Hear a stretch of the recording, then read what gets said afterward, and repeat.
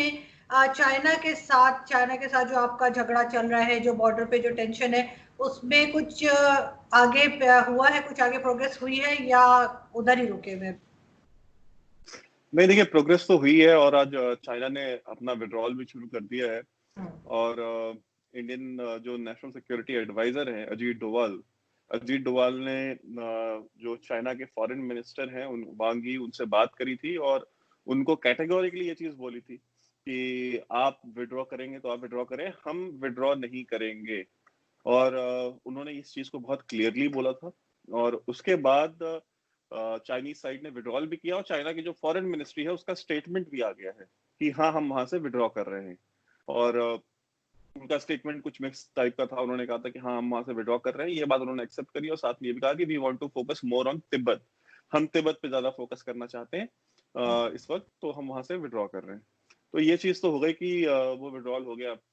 भारतीय सेना ने एक बार फिर से पाकिस्तानियों का दिल तोड़ दिया, इसका मुझे बहुत दुख है। और बहुत सारे आपके यहाँ के दिफाई तजिया निगार मोना आलम और कमर चीमा जैसे, जो कि ये सपने देख रहे थे, ख्वाब देख रहे थे कि वो लद्दाख चाइनीज वीजा पे जाना चाह रहे थे, उनकी बड़ी ख्वाहिशात थी, वो ट्विटर पे और फेसबुक पे और मीडिया में आके वो बातें कर रहे थे कि हम लद्दाख जाएंगे। देखिए, तो वो तो सपना पूरा हुआ नहीं। जाना, जैसा पाकिस्तानी दुनिया भर में मशहूर है बिना वीजा जाने के लिए अलग अलग मुल्कों में, तो मोना आलम को और कमर चीमा को भी बिना चाइनीज वीजा ही आना पड़ेगा लद्दाख, क्योंकि हिंदुस्तानी वीजा तो मिलने से रहा लद्दाख जाने के लिए। क्योंकि अगर वहां भेज भी दिया तो वहां जाकर के प्रोपेगेंडा ही करेंगे और कुछ करना नहीं है इन्होंने। तो ये आज की डेवलपमेंट है जो इंडो चाइना जो चाइनीज जो कॉन्फ्लिक्ट है उसके मुतालिक। और दूसरी चीज ये है कि देखिए, इंडिया चाइना कॉन्फ्लिक्ट लद्दाख में या गलवान वैली में, ये या नेफा में, ये आज का नहीं है। मतलब पिछले 70-72 साल से ये कॉन्फ्लिक्ट चल रहे हैं। फोर्सेस ट्रूप्स मोबिलाइज होती हैं, टेंशंस बढ़ती हैं, कुछ कैजुअलिटीज होती हैं, फिर एक म्यूचुअल विड्रॉल हो जाता है। तो मैंने अपने YouTube चैनल पे डिफेंसिव ऑफेंस पे भी मैंने इस बात को मैंने कहा था। मेजर गौरव आरा के साथ हमारा एक वीडियो था, उसमें भी हमने यही चीज हम स्टार्टिंग से कहते हुए आ रहे थे कि at some point of time China withdraw करेगा। क्योंकि चाइना को देखिए, चाइना को ये चीज पता है और स्पेशली वेस्टर्न पावर्स को ये चीज पता है कि पूरे रीजन में चाइना के जितने भी नेबर्स हैं, उन सभी नेबर्स में जो एक नेबर है चाइना का जो एक्चुअली में चाइना से हेड ऑन टक्कर ले सकता है, वो हिंदुस्तान है। ना वैभव जी, आपके यहाँ का जो मीडिया है, ठीक है, आपके थोड़े से आपके मीडिया की तरफ चलते हैं। वो जब बात करेगा तो उस उनके जो वर्ड्स होते हैं वो बहुत ही इंसल्टिंग वे में वो हमारे प्राइम मिनिस्टर का नाम लेंगे, बार बार भिखारी, कटोरा खान, ये वो।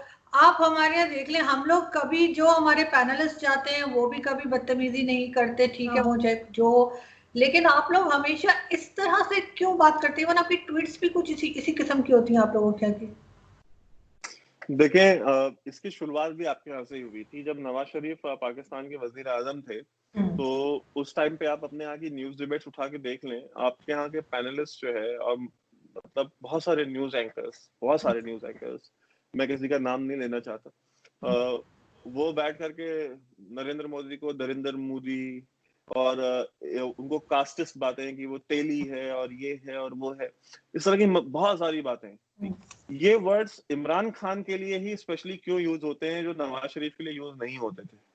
उसका रीजन ये है कि इमरान खान ने, पहली बात तो ये है कि उन्होंने जिस तरह से पोस्चरिंग करी है अपनी, और वो जिस तरह के वर्ड्स यूज करते हैं खुद ट्विटर के ऊपर, ठीक है, अपने एक फेलो प्राइम मिनिस्टर के लिए कि फासिस्ट, मर्डरर और इस तरह की दुनिया भर की चीजें, हिंदुत्व और पता नहीं क्या क्या, आरएसएस और दुनिया भर की चीजें जो कि उनको नहीं करनी चाहिए। ये मतलब डिप्लोमेटिकली तो छोड़ दें, ये एथिकली भी गलत है।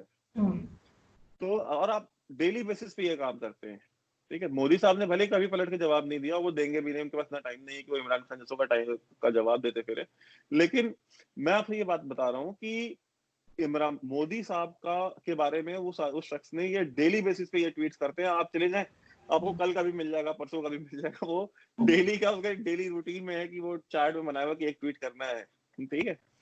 तो जब आप खुद करते हैं तो आप खुद प्रोवोक कर रहे हैं ना इंडियन मीडिया को। मोदी साहब जवाब नहीं दे रहे, इसका मतलब ये थोड़ी कि इंडिया में बाकी कोई नहीं है जवाब देने वाला। फिर लोग उस चीज को पर्सनली लेते हैं। जैसे आपने कहा ना कि हम उनको पसंद नहीं करें लेकिन हम उनका नाम इज्जत से लेंगे। तो फिर इंडिया में भी जो सहाफी है वो भी यही सोचेंगे ना कि भाई हम मोदी साहब को सपोर्ट करें ना करें, लेकिन वो हमारे वजीर आजम है, हमारे प्रधानमंत्री हैं। अगर कोई उनके बारे में इस तरह की नाजेबा जबान का इस्तेमाल करता तो फिर हम भी उसे कटोरा खान बोलेंगे, ठीक है, फिर हम भी उसे भिखारी इमरान बोलेंगे, ठीक है, हम भी उसे चरसी बोलेंगे। तो यार ठीक है, अब वो चीज आपने शुरू करी है ना, आप नहीं करते तो ये इस तरह के अल्फाज कभी नवाज शरीफ के खिलाफ नहीं यूज हुए, जरदारी के खिलाफ नहीं यूज हुए, ठीक है, गिलानी साहब प्राइम मिनिस्टर थे आपके यहाँ, गिलानी साहब के लिए कभी यूज हुए नहीं हुए। तो ये जो चीजें हैं ये इमरान ने खुद ने शुरू की है। जो आपके यहाँ यूथिये होते हैं, तो यूथियों में और इमरान खान ही तो एम्बेसडर है ना यूथियों का, वही तो लीड करता है ना फ्रॉम द फ्रंट। जैसे उसने नवाज शरीफ को, नवाज शरीफ जब प्राइम मिनिस्टर था और वो इमरान खान कंटेनर पे खड़ा होकर के जब बातें करता था तो क्या बोलता था, ओए ओए नवाज शरीफ, ठीक है। आपके आपके मैं गलत कह रहा हूँ ये बात? क्या इस तरह से अपने मुल्क के प्राइम मिनिस्टर को इमरान खान ने एड्रेस नहीं करा था? तो इमरान खान खुद बदतमीज है, उसने अपने मुल्क के वजीर आजम पर बदतमीजी करी, खुद वजीर आजम बना तो अपने जो फेलो वजीर आजम है उनके साथ बदतमीजी करता है वो। जब आप इतना खुद करते हैं तो आपको तैयार होना चाहिए ना उस चीज को, फिर आप रिसीविंग एंड पे भी जाएंगे। ये नहीं को दुनिया ने इमरान खान का कर्जा नहीं खा रखा कि इमरान खान जिसको जो मन करेगा बोलेगा और दुनिया कभी उसको जवाब नहीं देगी। मोदी जवाब नहीं देगा, ठीक है, लेकिन ऑडियंस तो जवाब देगी ना। तो सरेंडर मोदी की जो कहने की बात थी, तो देखिए, तो ऐसे तो फिर पाकिस्तान के भी नेशनल असेंबली में नारे लगे थे कि डंकी राजा की सरकार नहीं चलेगी, ठीक। इमरान खान ने अभी आपके यहाँ पे नेशनल असेंबली में बयान दिया था कि पहले तो वो ये कह रहे थे कि -1 हो ही नहीं सकता, मैं तो आया हूँ तो मैं तो अपनी टर्म पूरी करके जाऊंगा, मुझे कोई नहीं हटा सकता, मैं तो वोट लेके आया हूँ, मैं इस्तीफा क्यों दूं। अब अभी उन्होंने नेशनल असेंबली में खड़ा कह दिया कि चलो अगर -1 हो भी गया, यानी इमरान खान चला भी गया, तो जो कोई दूसरा आएगा वो भी इनको नहीं छोड़ेगा, यानी ऑपोजिशन वालों को। तो यानी कि क्या आपके यहाँ पे इमरान खान साहब को ये मैसेज मतलब मिल गया है कि अब हम रहने वाले ज्यादा दिन नहीं है? देखें, रहने वाला तो कोई भी नहीं होता पाकिस्तान में हो या कहीं भी हो, कुर्सी तो सभी की जाती है। और पाकिस्तान में तो ऐसा बहुत कम हुआ है कि किसी ने 5 साल मुकम्मल किए हो, चाहे वो अच्छा हो चाहे वो अच्छा ना हो, लोगों के लिए जैसा भी हो। इसी तरह से इमरान खान का भी है, कोई भी पक्का तो आया नहीं होता। और हाँ, इनको नहीं छोड़े थे, मतलब मेरा ख्याल है उन लोगों ने जिन्होंने करप्शन की है, और ऐसे लोग तो इमरान खान की अपनी पार्टी में भी मौजूद हैं। और क्योंकि वो दूसरी पार्टी से सब आके इनके पास जमा हुए थे, अपनी पार्टी के तो बहुत कम लोग हैं जो शुरू से 26 साल से वो इनके साथ में से, तो बहुत कम लोग हैं। ज्यादातर लोग वही हैं जो नून लीग से और पीपल्स पार्टी से इनके पास हैं। तो अगर ठीक तरह से करप्शन के ऊपर काम होगा, चाहे वो असेंबली में बैठे हों चाहे असेंबली से बाहर हो, छोड़ा तो जाहिर है कोई नहीं जाएगा, तो शायद उन्होंने उस रेफरेंस में कहा हो। लेकिन हाँ, पाकिस्तान में एज अ जर्नलिस्ट मुझे तो नहीं लगता कि कोई भी 5 साल मुकम्मल कर पाता है। थोड़ी देर पहले ही कुर्सी हिलनी शुरू हो जाती है, हो सकता है उनको भी ऐसा लगा। अच्छा, तो मतलब हम ये मान के चलें कि ये भी 5 साल पूरा हो सकता है नहीं करें, बिकॉज ये सुर बदले बदले से कुछ ज्यादा ही समझ में आ रहा है हमें। देखे ना, अब मुझे, मैं कुछ कह नहीं सकती, हो सकता है कर भी जाए, लेकिन चांसेस कम इसलिए हैं कि इन्होंने जितने वादे किए थे एज अ पाकिस्तानी सिटीजन, मैं समझती हूँ कि जो इन्होंने वादे किए थे, जो ख्वाब ये दिखा कर आए थे लोगों को, उसमें से ये कुछ भी पूरा नहीं कर पाए हैं। परफॉर्मेंस काफी खराब रही है। और एज अ इंडिविजुअल अगर कोई काम किया हो इमरान खान ने पॉलिटिशियन बनने से पहले या प्राइम मिनिस्टर बनने से पहले, चाहे वो हॉस्पिटल हो, यूनिवर्सिटी हो या इस तरह के काम हो, तो वो कर गए। लेकिन प्राइम मिनिस्टर बनने के बाद के जो काम होते हैं ना, जिसमें आपकी टीम वर्क ज्यादा नजर आता है, उसमें काफी हद तक वो, जिसे कहते हैं, फेलियर ही उनको देखना पड़ा है हर चीज में, जो कि कोई कोई छुपी हुई बात नहीं है, सबको मालूम है। इसलिए मैं कह सकती हूँ कि पीटीआई की गवर्नमेंट काफी पुअर परफॉर्मेंस रही है। अच्छा, इनके एक लास्ट सवाल मेरा ये है कि ये लास्ट इनके जो काफी प्रो इमरान खान जो आपके यहाँ मीडिया में बहुत फेमस एंकर्स, जर्नलिस्ट और पैनलिस्ट रहे, जैसे 2-3 नाम से मैं ले लेता हूँ, जैसे इरशाद भट्टी हो गए, साबिर शाकिर हो गए, उनके साथ वो कोई चौधरी हुसैन करके आते हैं, काफी वेटरन जर्नलिस्ट हैं, वो हो गए। मतलब ये बहुत ज्यादा प्रो इमरान खान, इवन हसन निसार साहब वो बहुत प्रो इमरान खान थे। अब मैं देख रहा हूँ आजकल ये सारे के सारे जो है कि एंटी इमरान खान स्टेटमेंट दे रहे हैं, एंटी पीटीआई गवर्नमेंट स्टेटमेंट्स दे रहे हैं। तो क्या ये चीज ये एस्टैब्लिश नहीं कर रही है कि इनका वक्त पूरा हो चुका है?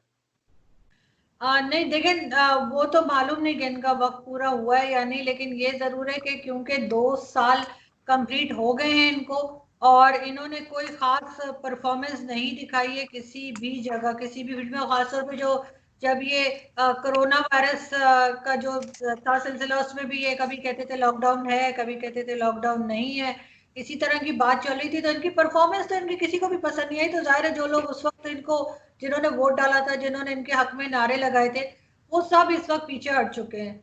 अब हसन निसार तो आप अगर उनका कोई एक आध वीडियो उनकी अवेलेबल है, मेरा ख्याल है उन्होंने बोल टीवी पे किया था, उसमें तो वो अपने आप को पता नहीं क्या कुछ नहीं बोल रहे हसन साहब। वो तो मैं यहाँ रिपीट नहीं कर सकती उन्होंने क्या कहा, लेकिन हसन साहब को आप जानते हैं उनकी जिस जिस तरह से वो बात करते हैं, तो वो अपने आप को ही बुरा भला कह रहे थे कि उनसे गलती हो गई कि उन्होंने इस तरह से सपोर्ट किया। लेकिन वही बात है कि ये टीम वर्क नहीं हो पा रहा है इमरान खान साहब से। उनकी टीम जो है वो कुछ नहीं कर पा रही। आपका अच्छा, और फ्रेम वो फ्रेम आपका फ्रीज हो गया। अच्छा, तो मतलब हम वो कुछ ना, उनकी टीम कुछ नहीं कर पा रही, तो वो इमरान खान साहब खुद क्या कर पा रहे हैं, जरा इसके बारे में कुछ आप रोशनी देखिए डालो। ना, जो हुकूमत चलती है, पहले तो आप अपना पहले फ्रेम सही कर ले, आपका फ्रीज हो गया। लेकिन देखिए ना, जो गवर्नमेंट होती है वो कोई इंडिविजुअल का काम तो नहीं होता है, वो तो पूरी टीम होती है कि जी आपका फाइनेंस मिनिस्टर क्या कर रहा है, आपका बाकी मिनिस्टर्स क्या कर रहे हैं। अगर वो कोई परफॉर्मेंस नहीं दे पाएंगे तो प्राइम मिनिस्टर तो अपने आप ही फेल हो जाएगा। उसको अकेले तो वो कोई जादूगर तो है नहीं कि सारा काम वो खुद ही हैंडल कर लेंगे। हाँ, उन्होंने हुकूमत बनानी थी, वो उन्होंने बना ली, वो प्राइम मिनिस्टर भी बन गए। लेकिन अब जो 22 साल उन्होंने बकौल उनके, उन्होंने जो जद्दोजहद की थी, 22 साल जो वो कोशिश करते रहते, तो वो 22 साल के बाद जब वो प्राइम मिनिस्टर बने तो वो 22 महीने भी उनकी गवर्नमेंट जो है वो कुछ परफॉर्म नहीं कर पाई। हर चीज उनके गले पड़ गई है, जिसमें वो भी है मेट्रो जो पेशावर में बन रही है, बीआरटी, वो भी उनके लिए एक बहुत बड़ा ताना बन गया है। और इसी तरह की कई शोबे आपको मालूम होगा, हर जगह खबरें आती रहती हैं, छपता रहता है। तो तकरीबन हर जगह पे जो है वो फेलियर ही फेलियर उनको देखने को मिला है। और उसमें मेरा ख्याल है उनके मिनिस्टर्स जो हैं वो काफी हद तक रिस्पॉन्सिबल हैं इस चीज के लिए। तो जाहिर है जब इस तरह से चलेंगे तो या तो इसी तरीके से, वो हमारे यहाँ जैसे बोलते हैं ना, गाड़ी ना चल रही हो तो बोलते हैं धक्का स्टार्ट गाड़ी, तो या तो इसी तरीके से धक्का स्टार्ट गाड़ी जो है ये आगे तक जाएगी और 5 साल कंप्लीट करेंगे, और नहीं तो फिर यही होगा कि बीच में रोक के और गाड़ी में दूसरा ड्राइवर बिठा दिया जाएगा।